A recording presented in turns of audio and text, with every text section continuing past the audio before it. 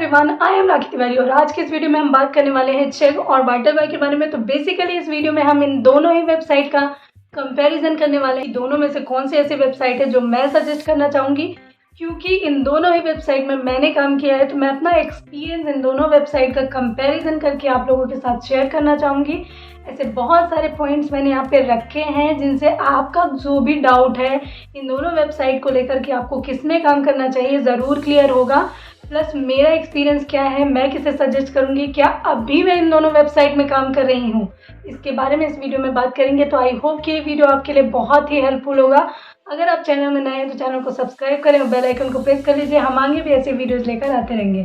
तो video start करते हैं without any delay, let's go. ओ बेटा जी, अरे ओ बाबू। इससे पहले कि हम इन दोनों वेबसाइट का कंपैरिजन करें, मैं आप लोगों को बता देना चाहती हूँ कि ये वेबसाइट काम कैसे करती हैं। तो ये दोनों ही वेबसाइट ट्यूटरिंग वेबसाइट हैं। बहुत ही सिमिलैरिटी है इन दोनों वेबसाइट में।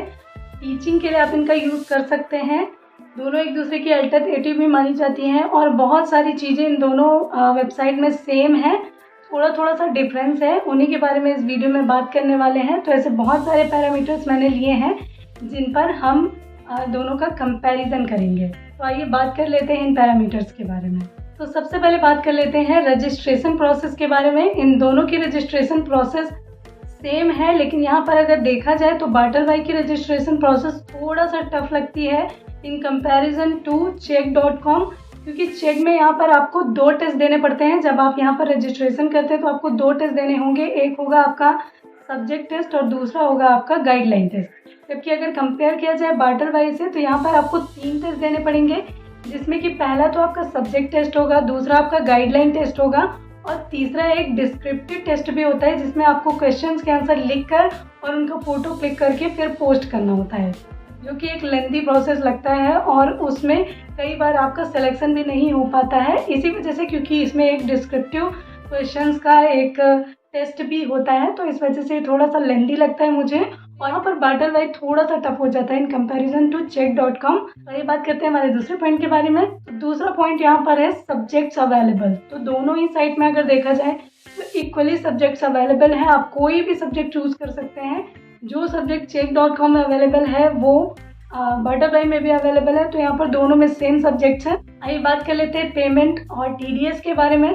पेमेंट टाइम की बात की जाए तो दोनों ही साइट जो है वो टाइम से पेमेंट कर देती हैं। check.com में पेमेंट की जो भी टाइमिंग होती है वो मंथली हर मंथ 15 तारीख के पहले ही अपनी पेमेंट कर देती है। 12-13 तारीख तक मेरा पेमेंट आ जाता था। अगर बात करें वाटरबाई की तो इनका डेट भी 10 रहता है। 10 के पहले ये पेमेंट कर देते हैं। मेरा पेमेंट यही कोई 8-9 तक आ जाता था। तो दोनों ही टाइम से पेमेंट करते हैं। जितना इनका टाइम इन्होंने बताया है उस टाइम के हिसाब से इनका पेमेंट आ जाता है। तो यहाँ पर पेमेंट का कोई इशू नहीं है दोनों ही साइट्स में। बात कर लेते हैं TDS के बारे में। तो TDS अगर देखा जाए तो यहाँ पर आपका जो check.com है वहाँ पर TDS कटता है, लेकिन वाटरबाई में आपको कोई TDS नहीं कटता है। जितने क्वेश्चंस आप सॉल्व करते हैं उसका पूरा पैसा आपको मिल जाता है। अगर आपने 1000 रुपये कमाए हैं, 1000 के क्वेश्चन सॉल्व किए हैं, तो यहाँ पर 10% आपका TDS डिडक्शन होगा, जहाँ पर आपको 100 रुपीज़ समथिंग हम मान सकते हैं कि आपके कट जाते हैं। तो यहाँ पर TDS डिडक्शन होता है check.com में, जबकि वाटरबाई में ऐसा कोई डिडक्शन नहीं होता है।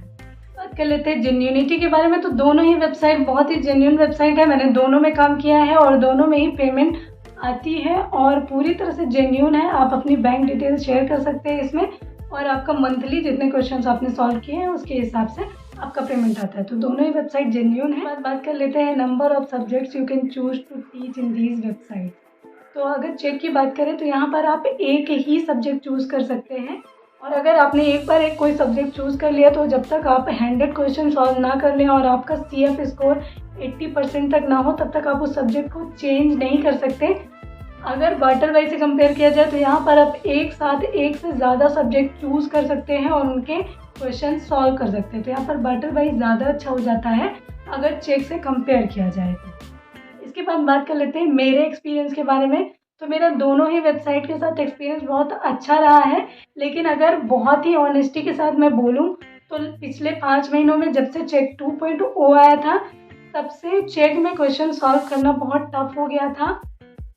इनके क्वेश्चंस का लेवल बहुत ज़्यादा हो गया था, प्लस इसमें बहुत ही लेंदी प्रोसेस हो गया है क्वेश्चन सॉल्व करने के लिए। जैसे पहले था कि आपको क्वेश्चन सिर्फ राइट डाउन करके उसका फ़ोटो क्लिक करके पोस्ट करना होता था, तो अभी ये चेंज हो चुका है और इसमें आपको एक लेंदी प्रोसेस है कि पहले आपको टाइटल लिखना है, उसके बाद उसे एक्सप्लेन करना है, देन कंक्लूजन डालना है, फिर पोस्ट करना है, फिर उसके बाद उसकी भी चेकिंग होती है एंड देन अगर वो सेटिस्फाइड है देन ओनली आपको रेटिंग देंगे और उसके बाद आपको पेमेंट मिलेगी। तो यहाँ पर ये बहुत लेंदी प्रोसेस हो गया है चेक में, तो इसलिए ये बहुत ही टफ हो गया है और इसमें काम करना थोड़ा इरिटेटिंग हो गया था मेरे लिए। जबकि कंपेयर किया जाए अगर बार्टर वाइज से, तो इसका सिस्टम अभी भी वही है, आपको क्वेश्चन राइट डाउन करके उसका फ़ोटो क्लिक करके आपको पोस्ट करना है बस।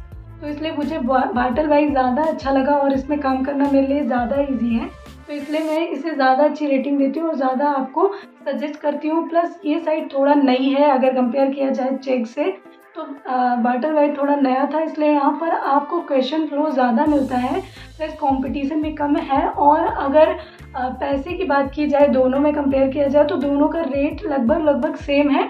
प्लस बार्टर वाइज में कई सारे सब्जेक्ट्स ऐसे हैं जिनमें आपको ज़्यादा पैसे मिलते हैं कंपेयर किया जाए अगर चेक से, तो इसलिए मुझे बार्टर वाइज ज़्यादा अच्छा लगा। प्लस यहाँ पर TDS डिटेक्शन नहीं हो रहा है, जैसे कि मैंने आपको बताया यहाँ पर TDS डिटेक्ट नहीं होता है, जबकि कंपेयर किया जाए अगर चेक से, तो चेक में आपका हर क्वेश्चन में TDS भी डिटेक्ट होता है, तो इसलिए भी मुझे बार्टर वाइज ज़्यादा अच्छा लगा। अगर पूरा कंपैरिजन देखा जाए तो यहाँ पर सिर्फ रजिस्ट्रेशन प्रोसेस एक ऐसा पॉइंट था जहाँ पर चेक में थोड़ा इजी है और बार्टर वाइज में आपको एक टेस्ट ज़्यादा देना पड़ता है। बाकी जितने भी पॉइंट मैंने डिस्कस किए हैं उनमें बार्टर वाइज ज़्यादा अच्छा लगा मुझे। तो अगर मेरा पर्सनल एक्सपीरियंस देखा जाए तो मुझे बार्टर वाइज ज़्यादा अच्छा लगता है in comparison to check.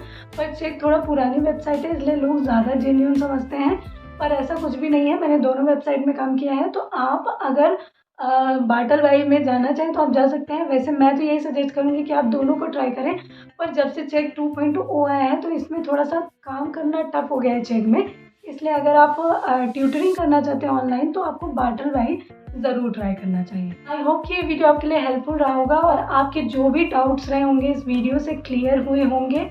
I hope कि ये वीडियो आपके लिए हेल्पफुल रहा होगा। अगर आप आगे भी मेरे वीडियो देखते रहना चाहते हैं तो चैनल को सब्सक्राइब करें और बेल आइकन को प्रेस कर लीजिए। हम आगे भी वीडियो लेकर आते रहेंगे। आज की वीडियो में सिर्फ इतना ही, मिलते हैं नेक्स्ट वीडियो में।